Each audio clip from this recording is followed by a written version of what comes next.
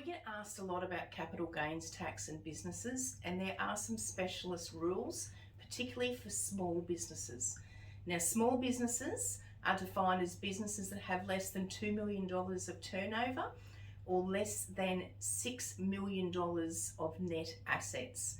So when we're looking at those rules, we have to look at associated entities, and we also need to look at the assets of the associated entities at all. But the good news is that it doesn't include your own principal place of residence, and it doesn't include superannuation. So if you have a small business and you qualify for these small business capital gains tax exemptions, they are absolutely awesome. So going back to a quick review of capital gains tax, what you sell something for less what you purchased it for gives you a capital gain. There's cost involved, and that's the meaning of another video. But basically what you do is you work out what that capital gain is.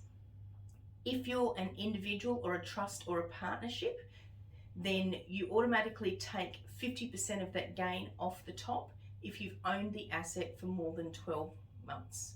So we're down to half of the gain. If it's an active asset, meaning it's something used in the business, so that can include property that's included or attached to a business. So if you've got a rental property that was used for your business and you sold it, you can include that, or the sale of a business itself. So then you get the active asset exemption, which is another 50% of what's left. So we're down to 25% of that gain. And then we have three options of what we can do with that gain. The first option is really not a very good one. It's to pay tax on that gain.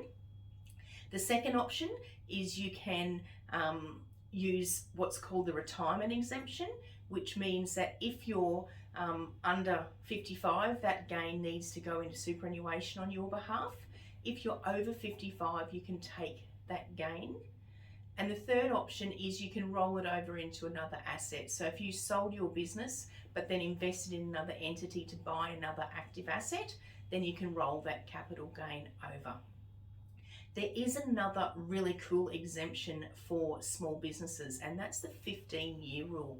So if you have been in business in the current entity and you've owned that asset for 15 years, or the asset has been used for, and it must be used for more than 50% in that 15 years, so it must have been an active asset for 7.5 years, the capital gains tax is excluded totally.